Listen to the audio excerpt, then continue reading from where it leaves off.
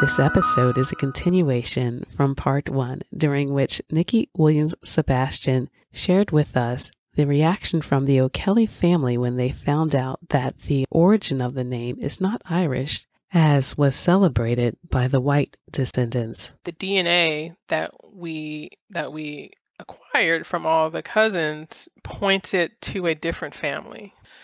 And it pointed to the family of a man named John Perry of Virginia. And after that, his descendant in Bertie County, North Carolina, is where this DNA path trail led us to. And through Bertie County, it pushed us back up to Virginia and back into London, England. So the O'Kellys were, very excited because, they were Irish. That's who they did St. Patrick's Day. That was a big thing. That was their thing. And then the DNA was telling them that they weren't Irish at all. They were British, and that was a problem. That wasn't a happy time. So because of your work, they found out more about their lineage as well.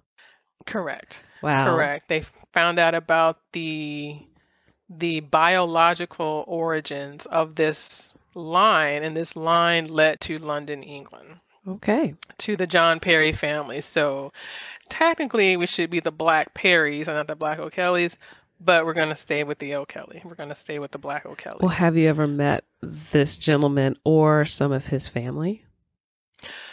I have not, but we do keep in touch. We do keep in touch regularly. Every year, we at least touch bases. And, as I mentioned, and if I ever had any questions, he would, he'd be there to answer, but he wanted to kind of back out, after we found all this and the British and the London and the Perrys and all that. That was a lot, because it's very serious when men do Y-DNA testing. And anytime I ask men to do Y-DNA, cousins or people that I know, I always preface that, and I explain to them that when you do Y-DNA, there's all kinds of possibilities that can happen. You can find out new information, and it's just a serious ordeal when you ask a man to take a Y-DNA, because you cannot guarantee what the DNA will point to or what it will say. And DNA has all types of stories, because it could have been his grandfather's generation or his great-grandfather's. You don't know what happened. But for whatever reason, there's a high percentage that a lot of times men's DNA does not point to what the story they were told, the mythology that they were raised with. Like I said, this Perry, this Irish St. Patrick's Day lineage. So we do keep in contact, but he was kind of got a little disillusioned, I guess, because the DNA led to a story that wasn't the story that he was raised with. So, have you met any of the other white O'Kellys?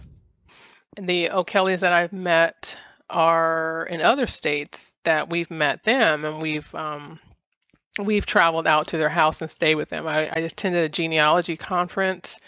And we were invited. They were asking us if we were going to attend this conference, my research cousin and I, Joyce. And they invited us to stay with them when we attended the research conference. How did you all connect? And then they all of a sudden are inviting you to stay at their house. How did that happen? Right. Let me back up. So as I was mentioning again, back to James O'Kelly.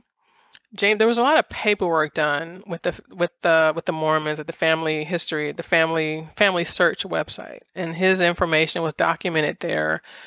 In the old school method, there was someone who had been researching him as well, and my cousin had found her, and they got in contact with each other, and she was like, "Hi, I'm researching James O'Kelly."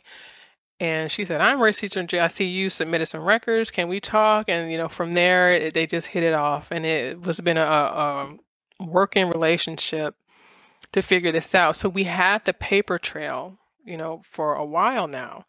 And then when this other O'Kelly came by talking about the DNA, that sealed the deal. Because, when you're researching slavery and you have a name and, some people say, well, slaves always took the name of the plantation where they were, and they took the last name of the owner, is a common misconception. And no one ever wants to, say that, well, the slave has a name of his owner because that was his father. That's a whole nother story. So there's all kind of reasons why when people leave slavery, what names they took and why they chose that. In this particular case, we were able to determine if that's they took it because that's the last place they were enslaved, and then slavery ended, and it just kind of stayed with that, or they kept it because that's who their father was. So, tell me more about how you met with this woman. Oh, excuse me, I went off on a tangent. How I met this woman, again, as I mentioned, she did the paper research. And the paper research led to, then, like, as I mentioned, he came in and did the DNA. But we came in contact, we became friends.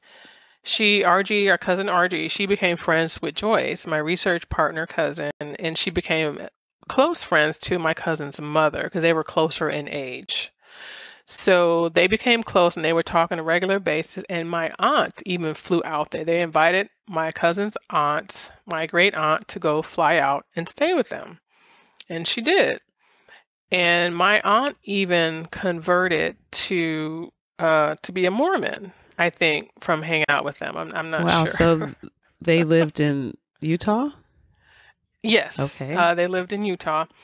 And I don't know if that's the case of my aunt joining because of them, but I would think so because they are, and then my aunt came. So I'm assuming that's how that all happened. So they were very close. But why were they so close. interested in being close with your family? Because they're family, because we're family, because we're related. We have a common ancestor. And they didn't seem that this was an issue that you're African American as a family and they're a white family. That didn't cause a problem for them? Not that they expressed to me, not that I knew. I mean, I don't know about their internal workings, but my understanding that they are Mormons, and Mormons are their goal of their faith is to find as many relatives as possible. It is how I understand the Mormon faith. So your aunt flies out there to stay with the Mormon family. Yes. And what came about after that? They would travel. I think, I don't know if my cousin Argie was able to come to visit her, but I know my aunt, I think she went there a couple times, she told me. But what happened is my aunt, she was ill and she eventually passed away. And she and RG, as I mentioned, were close. So they came from Utah. They came to her funeral to pay the respects at her funeral. And she brought her son with her and her grandchildren, her son's children. They all attended this funeral of my aunt, my great aunt, because I mean they knew they were related, but then it's not only because they proved the paperwork, because sometimes that's just not enough. They became friends, and that's, I'd say, not because they found DNA. They came to the funeral. She attended the funeral. They attended the funeral because they were close friends and they loved each other. How do you feel about that? Your family is friends with descendants of the previous slave owner of your ancestor. Well, it's complicated. They are very aware of their family's history. When my cousin, it wasn't just me, as I mentioned, my cousin, we traveled together. We staying with them. They invited us to attend their church service with them. And we attended the church service, and I had never attended a Mormon service before, so it was very interesting. It was nothing all that different about it, but I did attend the church service, and my cousin did get stand up because there was apparently a certain particular Sunday where people were to get up and say something, and I don't remember what the name of it is. But my cousin got in front of his congregation and he introduced me and he said, "This is my cousin Nikki here. And something terrible happened. There was my family enslaved her family and it was terrible. And it seemed to me what was happening is that he was admitting in front of the world what his family had done to my family in front of his congregation," is how I can describe that experience. And it was powerful. It was very real, and it was just a genuine experience. And I believe that was his way of starting amends or trying to make amends and acknowledging, first of all, that this even happened. First of all, because you have a lot of people nowadays that don't want to discuss slavery. We want to pretend like slavery didn't happen or it wasn't that bad, or you don't know what you're talking about. That didn't happen. And that's not the case that I got from this family. They invited us there. We had the paperwork, we have the DNA. They wanted to get to know us. And because we were coming out that way, as I mentioned, we were coming there for a conference. So we were coming there. So it's not that we were flying out to be there, but when we were there, they saw that as an opportunity to to talk, to fellowship, to kind of make amends is how I interpreted that. And that's wonderful. I was happy to be there, that he wanted to do that. But the reality is, as I said, my ancestor was enslaved. She was a breeder. As I mentioned, she cared for children. She sued for wages, and she didn't get those wages back. And I acknowledged that, and they acknowledged that. And that's all. That's the first step for everyone to acknowledge, because a lot of people can't even get to that point. When we research our family history, there's a lot of people in denial about slavery in their family, and this particular family is not in denial. So I find that wonderful about them. How does that connect to your Revolutionary War patriot? How does the lineage connect? The lineage connects. So James O'Kelly was the one in Wilkinson County, Mississippi, and his brother John. And they had another brother, Thomas. They were from Darlington County, as I mentioned. And it comes through their mother. Their mother was Leonora Barrett, and she married John O'Kelly, their father. And John Kelly, and the name goes from Kelly to O'Kelly. When those three brothers left Darlington and went to Mississippi, it was said they sort of changed their name and put an O on it because there was a scandal between their parents, and their parents had marital problems, and it had split up the local Baptist church in the county. The problem was so bad. So they changed the name to O'Kelly and moved to Mississippi and moved away. But John Kelly married John Kelly, the son of David Kelly, who I mentioned earlier. John Kelly married Leonora Barrett, and her grandfather was the patriot Edward Barrett of Halifax County, North Carolina. So that's how the O'Kellys tie into that Edward Barrett patriot. Well, how did you feel when you found out that you descended from someone who contributed to the founding of the United States of America? Did it change how you felt as an African American in the United States? It did. It did change how I felt, because I discovered that my roots go all the way back to the beginning of the United States. And everyone in this country is not able to claim that, or is not able to find that, or able to say that about their family. And I love this country. Despite everything that's happening right now, I think there are problems, that we're having as a country right now. But I know that we have seen, because I have 9 generations of family that go back in this country that have seen trying times as well. And we were able to pull through that, and I think we would as well.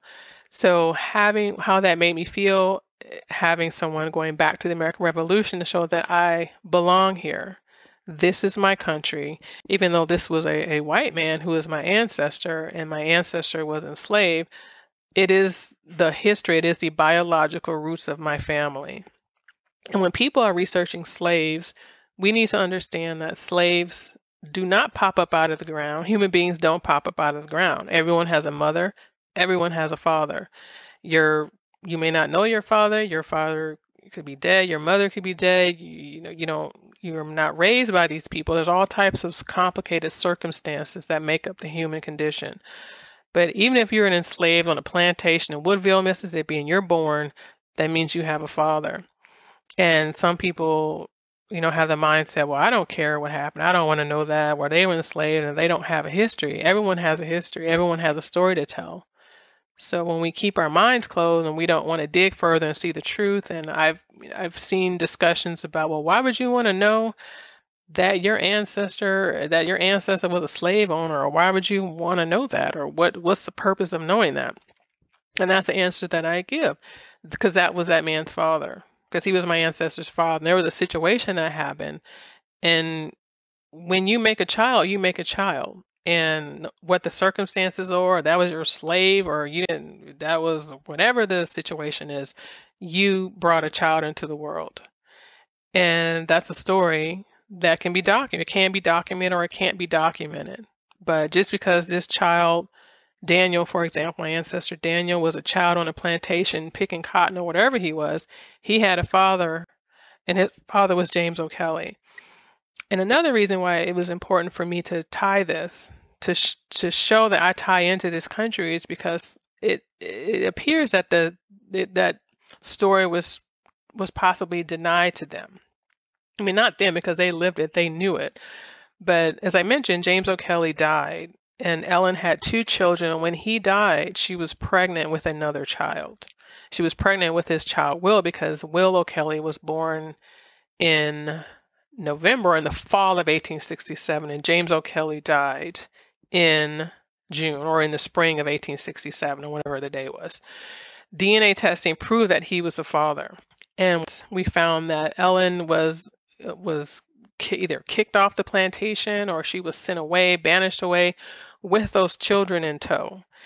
Because we saw records, I found records at Family Search that said Ellen was suing for back wages, and she was dismissed from the plantation. The record said, the transcription said, and she was suing for wages due her. And the resolution of the case, well, there was nothing due her, and case dismissed, or whatever it was. So my interpretation of that is that she was kicked away from this plantation. She had mouths to feed, she had babies to feed, and she was banished away, and hopefully never to be seen or heard from ever again. Take these children and go and get out of my sight. We don't ever want to see you again. As I'm thinking, perhaps rightfully so, I don't know, that this widow didn't want to see these children of her husband running around her plantation or whatever. I'm assuming that's what the situation was. That would make most sense to me. So going back and finding this story and tying this story and finding out that this man was in fact the father, even though this man's wife kicked him off the plantation, that was important to me to put the pieces together of the puzzle. So in doing that, because we were able to find that, we were able to find a Revolutionary era ancestor by researching that story, and we were able to document and prove that we have roots here that go back to the founding of the country. So why did you want to join the Daughters of the American Revolution? I was interested in the Daughters of the American Revolution because I had a Revolutionary era ancestor. And when you do genealogy and you find certain ancestors, there's all types of lineage society you can join. And so because I did I had the Revolutionary, that's the one I wanted to join. My understanding that was the premier society to join if you had an ancestor in the Revolutionary War. And I was interested in doing that, and just to see if I could, because I know my circumstances were a little murky, because I had my enslaved ancestor, Ellen, and she certainly wasn't married to her slave owner, but she had these kids, and the website said if you have lineal descent, and I had documentation that they said their father was James O'Kelly. So that's what made me join, to see if I can see it through, and see if they would take the paperwork with this enslaved woman to see what would happen. Well, how did your experiences as a person of color in the United States play into your emotions about joining an organization with a past history of excluding Black members? Good question. Well, as I said, I wanted to join, being a Black person, I wanted to join this again to see if my paperwork would pass muster. If this complicated paperwork of the plantation in Woodville and Mississippi and all that drama, if that paperwork was sufficient enough to pass the scrutiny of professional genealogists.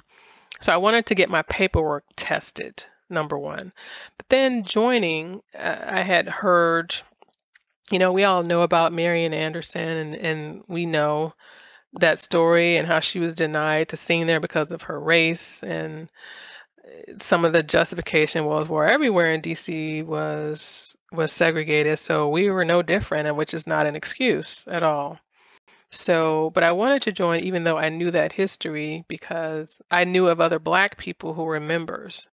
So I know what I'm sorry, when I say black people, I was thinking of Michael Henderson from Sons of the American Revolution. He's obviously not in DAR, but I had heard about other people, black people who had found their patriot ancestors. And in his case, as I mentioned, he had a Louisiana ancestor and joined Sons of the American Revolution.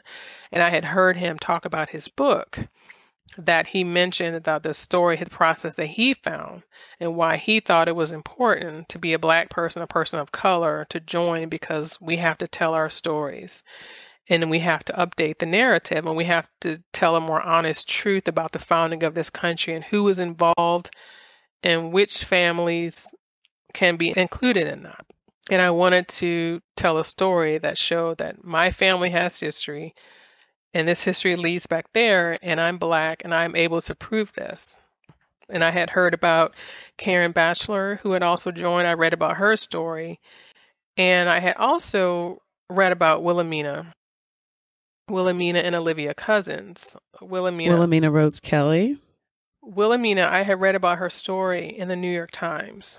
So I had researched all these people because, anytime you want to find out something, you go to Google to see first. I want to know about DAR and black people. So I found those articles. I found about Wilhelmina and how she and Dr. Cousins started a chapter in New York.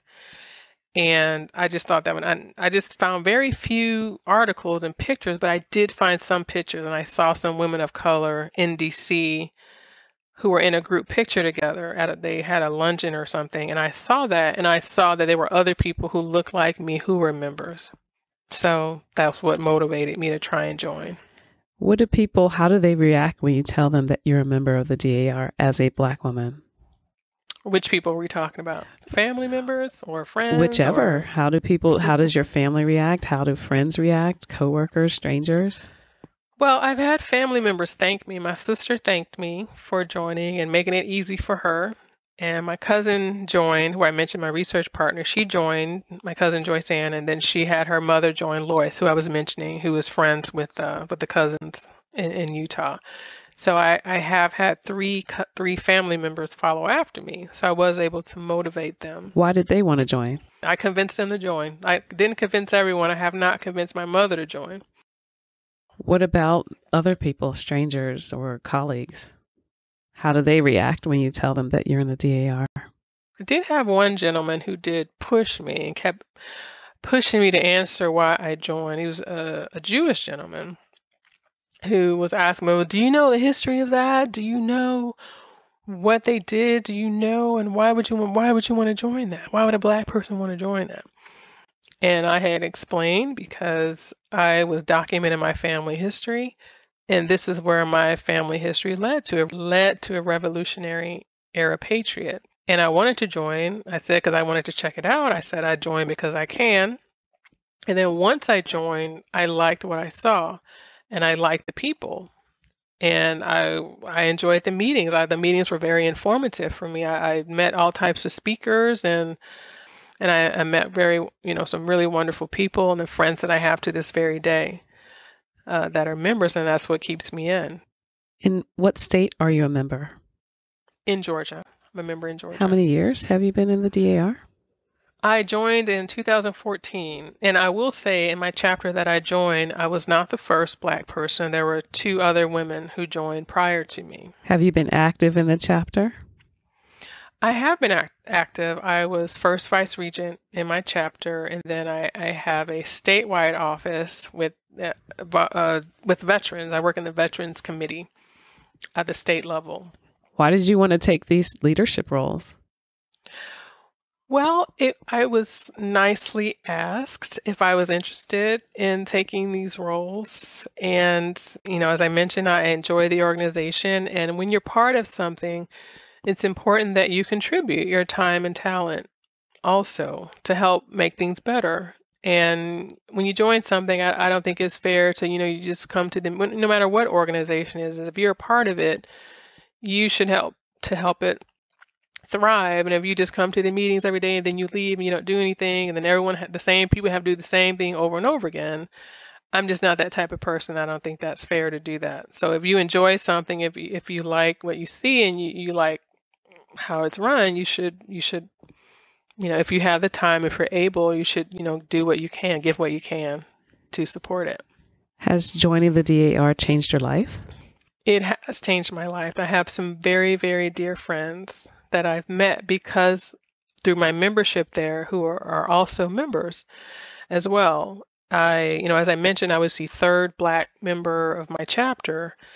And then I also attended the national convention in Washington, D.C. that was held every summer. And when I attended the convention, I thought that I would be the only Black person in all this big old giant building and thousands of people. I thought I'd be the only one. And then, of course, I soon found I was not. I quickly bumped into other Black women, other women of color, and I made fast friends. And because I met such nice people, I have been attending every summer since then, since I went.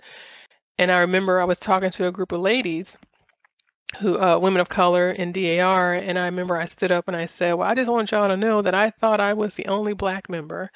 And everyone busts out laughing. Now, why someone put her hands on her hip and said, now, why would you think you're the only Black member in here? Now, what would make you think that? Really? You really thought you were the only one? And so it was funny. And this made me really happy to just laugh like that. Do you also have friendships with members who aren't Black members or members of color?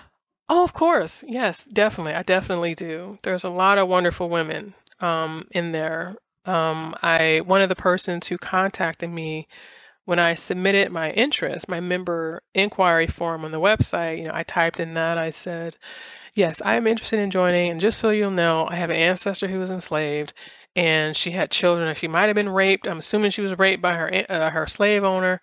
And this is the paperwork. I have everything that proves that he fathered these children. So I just want to let you know. So in about a day or two after that, the person who called me, she called me on the phone and I said, well, hi, and my friend Alice, and she's a very good friend now. And she said, well, yeah, I saw that. It's fine. It's okay. I just want to invite you to the meeting. We can, look at your paperwork and get going. But it was just very warm and nice and friendly. And I was, all, tensed up, like, oh, they're calling me. So they're, going to ask me about my paperwork. So I have to defend everything now on the phone call. And that's not what it was. So she was just very nice and very warm. And the people that worked on my paperwork were all very helpful and supportive and very nice. It's very, very nice people.